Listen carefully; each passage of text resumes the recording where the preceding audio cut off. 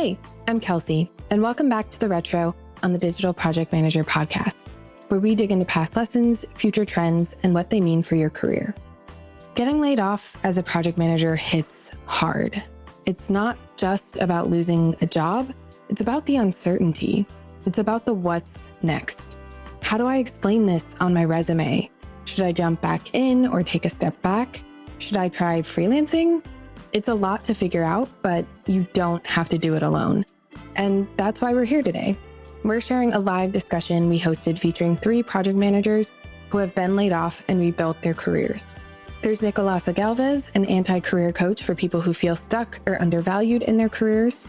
Having worked in both structured corporate and mission-driven spaces, she brings her candid style to what it really means to move through tough and unexpected career transitions.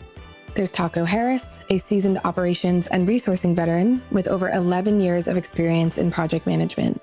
His client roster includes recognizable brands such as Subaru, Zoom, GNC, and Comcast. And there's Nadaa Baqui, who brings over 10 years of digital project manager experience. She has spearheaded cutting-edge mobile and web applications built for emerging tech, including AR, VR, and AI. Throughout the discussion, they shared raw stories about their layoffs, what they did afterward, what worked and what didn't, and advice for folks who are currently going through it. So whether you're actively job hunting, exploring new options, or just want to be prepared for whatever comes next, keep listening. So as we get started here, I do just want to thank all of our panelists for being here and for being willing to share your layoff stories with us. This stuff is personal, it can be emotional, and it does take a lot of courage to talk about. But as I'm sure everyone on this call knows, layoffs are way more common than we might think. And the more we talk about them, the less isolating they will become. So let's get into it and start at the beginning here. I'm hoping that each of our panelists could share their layoff story. You know, what happened? Where did you land? And how long did it take you to quote unquote bounce back? Nadaa, why don't you get us started there? Yeah, thank you, Kelsey. So first of all, hey, everybody. So great to see everyone from all these different parts of the world. First, I just want to say GPM has been such a great support for me over the years. And I'm just really glad I can be here to share my story with you today. Just in terms of my layoff journey, things had been slow for a while. Projects were not coming in. And I was a little bit worried about my future at the agency, but I wasn't expecting to be laid off when I did. It was the summer of 2024. I had just been put on this new and exciting project. And just like that, boom, I was hit with the news. So turns out the agency was going through a round of layoffs. I was one of the team members affected. It was my first experience with being laid off. And honestly, I was devastated. I was lost. I didn't know what to do. And I remember the initial days, I found myself constantly refreshing my emails and just feeling so strange about not having Slack to check, not attending any meetings. I just felt empty.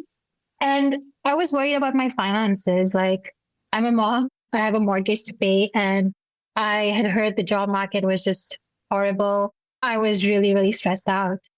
It really was a lot. I just needed time to process everything. That's something I did. I took that time for myself. It's something I would recommend. If you can afford to, please just take that time for yourself. I think it'll help you down the line. So that's what I did. I took that time and then, I just worked on my resume, worked on my portfolio, didn't really apply for jobs because I didn't feel ready. Eventually later in the fall, I landed a role at Skillshare. And I think it's here, it was a contract role. The team has just been so wonderful. And that just really, really helped my helped me feel myself again. I think I'm in a better place right now. Yeah, thank you for sharing that. And Nicolassa, could you tell us a little bit more about your layoff story? I've actually been fired twice and laid off. So I will share my firing story because it was a project management position. My employer knew that, I was struggling with the role, and just because of the middle management, realizing that I love the theory of project management and the process, but it's a people job and it's about managing people more than managing the project. And I just didn't have that skill set. So I didn't know that I was going to get fired. It was giving a coworker a pep talk where unknowing to me, my boss was listening in and she took it as a slight to her, the pep talk. And then a week after the meeting, called me in after a staff meeting virtually and let me go. And then, we were friends. So it was maybe like a 3-hour conversation. It was really tough. After that, I burst into tears and called my partner. Luckily she was there to support us financially, but I know one layoff, it was so painful. I had given notice in my apartment. My mom picked up all my stuff and went into storage because I knew I wasn't going to be able to go into a full-time position right away. So I couch surfed. I eventually became homeless for a couple of years, but it was so painful that I knew I couldn't go back into the workplace. And I didn't know I was going to become homeless when I started couch surfing, but I did know enough that I gave notice on my apartment, like as soon as I had gotten laid off, because I'm like, I'm not going to be able to afford this because I don't know what I'm going to do for money, but it's not going to be going back to a full-time job that can afford, a place to live. Wow. Yeah. Thank you for sharing that story as well. Thako, can you tell us a little bit more about your layoff story? I went from teaching into project management. I guess ultimately the story is that we lost the client. And so then it was sort of like hoping if we would win another one. And so in the meantime, I was doing all these admin office-y type cleaning out the storage room. And it was just weird. I guess I suspected something might be brewing.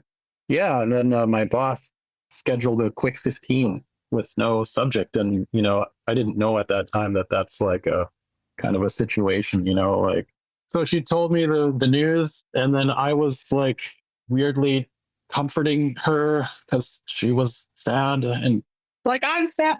Like, I have no job. Like, I'm not. Anyway, that was crazy because in teaching, it was very stable and I like enjoyed teaching a lot. It just didn't pay very well. And I thought, oh my God, I made a huge mistake. And, they wanted to go get drinks afterwards. And I was like, nope, I'm not hanging out drinking after this. I don't know what I'm going to do. So luckily I'm a cyclist. So I had like rocky kind of things where I'm like going running on the beach and listening to music and driving dark tunnels. I don't know, but like that kind of thing.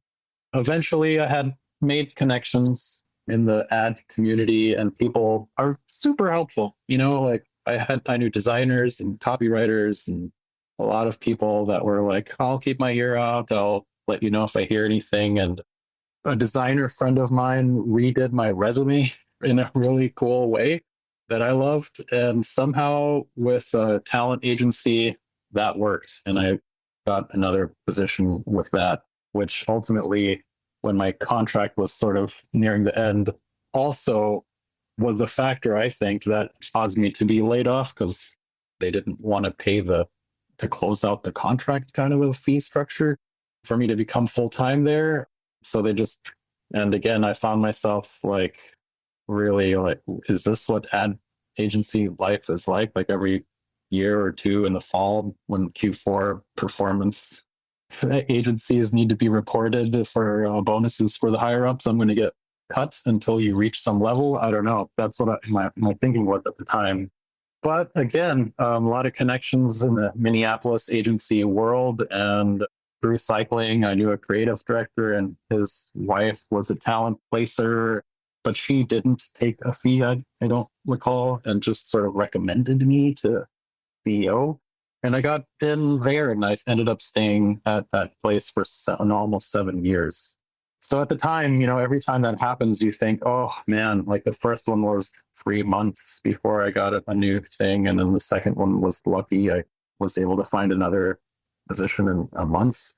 But those times are kind of dark, if you're like, like you were saying, refreshing and looking, and it feels sort of like gambling, like you're going into the digital world, you're sending these things and you have no idea like if it's going to land or bring anything back. And it just feels like fishing but it did work with the word of mouth, real connections that you make while you're working.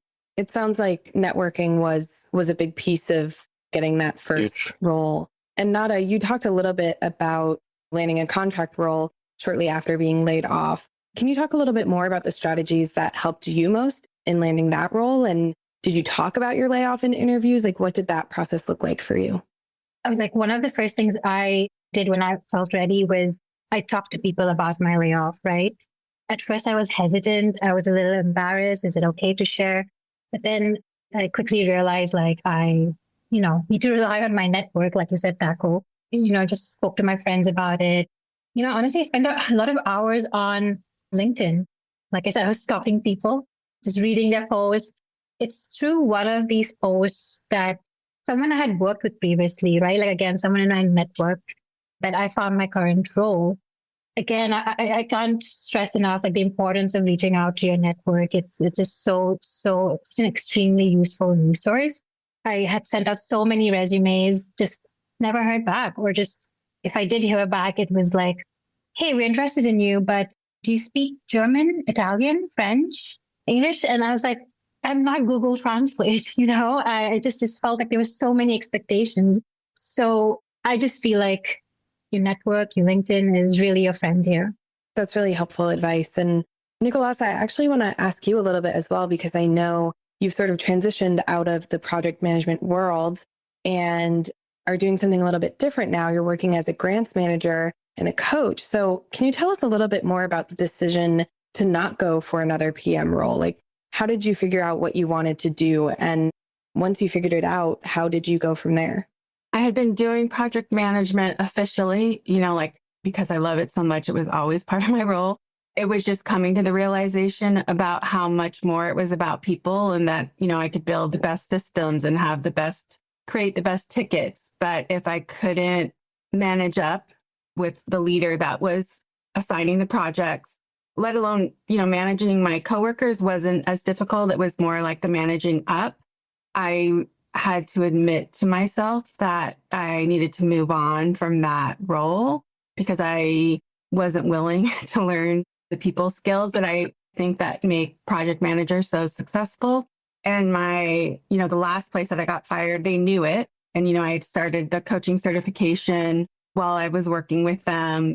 But then when I had gotten fired, I had looked through, I used the same resume. I have a skills-based resume, and that links to my chronological because I am just not that person that can update my resume. And also I had a designer friend design it, and it was so gorgeous that a lot of people accepted the skill-based and were willing to go to my LinkedIn, which I felt I could update easily and more quickly with the chronological and then the skills underneath it. And I returned to grant writing, which is just a role that's usually more quiet and isolated. And I needed that quiet. I needed that autonomy and that isolation. It hasn't been as autonomous as I'd like because it is the nonprofit sector, which is very overly tight knit. But the self-reflection and making that decision about, do I want to return to the role, not because I was fired, but was it a fit? Yeah, that makes sense. It does sound like getting a designer friend is definitely on the list of things to do. One thing, a quick advice is Indeed. If you're not feeling up for the intense job application process, my current grant writing job was a one button click, sending my resume, not a cover letter. And the resume, the designer friend resume stood out. And when you are so tired of job searching, Indeed's like one click apply feature is just a lifesaver, and it works at least once, is all you need. Yeah, great piece of advice. And it does lead into my next question here a little bit, which is around the rebuilding process. It's riddled with rejections and setbacks. Like Nadaa, you mentioned getting no after no. And so I'm wondering what advice you all have for maintaining your confidence through that process. And Thako, I'll throw this question to you first. Yeah, this is embarrassing to share, but I like to listen to like gym techno or something. Like this really hardcore, like lift that heavy weight kind of stuff. And then I like go biking. And then I usually feel better and I feel kind of like amped up and not like, because that gets heavy. It gets heavy when the ghosting, which, I think before you get a reply, thanks for like now it's auto reply. And then it's like, we will get in touch with you if, and then it just never, nothing. can happen. So that like gets old quick. But then back to the networking piece, I have found that if there's, and LinkedIn has the third, fourth, fifth layer connection, if you can find that person to then like do a little bit of greasing the tracks for you. And like, because LinkedIn, I used LinkedIn to try and hire, and it was just so much. I just got overwhelmed and couldn't use it. But if someone was like, hey, I know someone, I'm like, oh, thank God. Like, it's just night and day difference. Oh my God, here's someone, they know someone, they've talked to someone, it's a real person, they're not crazy. I know them, they're not crazy. And so it just makes a massive difference. So I just feel like if that, like you were saying, Nadaa, that stalking, and talk to those people and try and start building some even slight rapport that you can over LinkedIn, and see if they're maybe don't lead with that right away to like, hey, will you share my resume? Like, you probably have to be a little more diplomatic and spend a little time, and then, work your way that way. Yeah, absolutely. And Nadaa, yeah, what tips do you have for, getting past those rejections and those no's? Not gonna lie, I feel like I needed like my own team of cheerleaders, just being like, yeah, you got this and you can do it. And there were times, of course, you feel very low, right? Like you just don't hear back, or responses so limited, and you're really demotivated. It's different when you already have a job and you're applying for another job. It's different because you have things that are keeping you busy, right? But when you don't have, like your regular work going on, it's tough. So I would say just like definitely like relying on your network of family and friends is important. And then also just remembering, like just focusing on like the fact that you have a good body of work, that one rejection doesn't define you. And, there are times I would forget that, but it's just like constantly just like, no, you have years of experience, you have a good body of work, and you can do this. Just being consistent and resilient and just showing up every day. And then I feel like something will click eventually, right? So yeah, any number of rejections doesn't define you. Absolutely. I do want to talk a little bit too about kind of the destabilization of layoffs in both like your career and your life. Like going through a layoff can feel so incredibly destabilizing. And I heard elements of that in all of your stories. And so I'm wondering what you've done to help you regain some of that feeling of stability, or like, does that uncertainty feeling never really go away? No, I don't think it ever goes away. My first time I was fired was in 2012, and it is a personality game. It wasn't a skill. It wasn't like I did something wrong. So I'm still grappling with loving my personality and realizing that it makes it for a challenging workplace for me. And so that heartbreak, it feels very personal because it is a character, or I'm really active in the community. And so I have a good reputation. So a lot of times I do get hired through my network because of my reputation or because of my outcomes or what I've built. But then, the day-to-day of working with me, who's, observant, curious, a fixer, it's embracing the, they want what I can do for them, but not who I am. And that is still, such a challenging thing to accept, and having to constantly remind myself. But especially as women, we're socialized that our value is in what we do and not who we are. Everyone struggles with feelings of value. And, I'm sad to say it does get better, but it doesn't go away. It's still a challenge. Absolutely. And Thako, I know we've talked about this a little bit as well. And now, you're doing a little bit of freelance PMing, which has its own elements of destabilization and uncertainty. Can you talk to this a little bit? I think I try to keep a schedule for myself of, I build a routine that I just do every day. It's the same. And I just limit the different things. So because you could just spin in LinkedIn, like you could just spin and spin and spin and like chase down this and that and this and that and this, and just like lose any sense of like, you still have to do stuff for yourself. You still have to stay healthy. You still have to like maintain your life as it is. I feel like that helps provide some, like, if I don't know what I'm doing, at least my like structures that I've set up keep me doing the things that are productive in my life. Like wake up and then do this and then do that and then eat and then do that and then check and then go for a walk and then go back and check some more and then like do something else again and then check some more. And like, there's just short amounts of time to like focus intensely and then switch and like do it again. And then, so I find that helps provide some like feeling of being productive while also, even though those like answers might not be coming, then you can like go for a walk and like, oh, the sun's shining, or, like there's really those small things that make life nice regardless of if you have a job or not, like, so try to keep those things aware in your life so that like gratitude, I guess, is the real thing that helps you keep going. I think, when people say, oh, it's going to make room for better things, and you're like, when people say that to you, you're just like, I know, but you're saying that you have a job. Like, it's just it is true in some sense, but it's like, I don't know exactly what I'm trying to say with that, but it just feels like one of those isms that people say and then you deal with, and like, until you get a job, like that's an ism, and then in hindsight, it's great. But like, if that hindsight is not showing that, then you're like, I don't know what you're talking about. So yeah, I find routines help me a lot. Absolutely. And unfortunately, we are out of time here. That time absolutely flew by. And I just want to thank all the panelists again for volunteering your time today and sharing your stories.